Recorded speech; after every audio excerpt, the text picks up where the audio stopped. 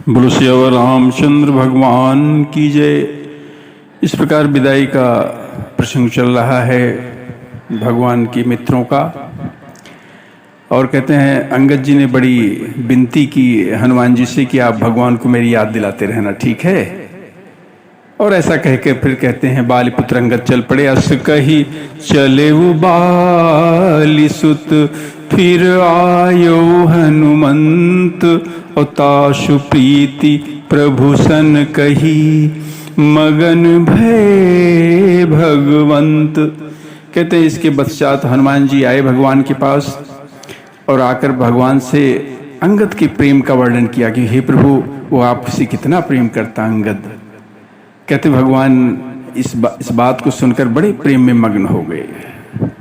आगे बड़ा सुंदर गोस्वामी जी का दर्शन है कि भगवान कहते हैं कि भगवान का जो चित्त है, कहते हैं वज्र से भी अत्यंत कठोर है। और भगवान का जो है चित्त, कहते हैं फूल से भी अत्यंत कोमल भी तो है। किसकी समझ में आवे? कुलिसहु चाहि कठोर अति, कोमल कुसुमहु चाही।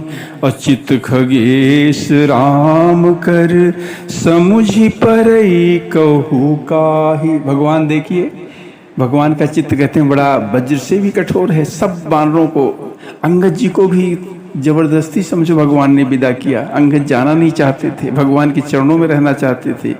कह रहे थे हमें कहीं भी भगवान लगा देना, नीची सी नीची घर की सेवा टहल मैं करूंगा, प्रभु आपके चरण कमल देखकर और भवसागर पार हो जाऊंगा। लेकिन भगवान ने नहीं, भगवान ने उनको भेजा।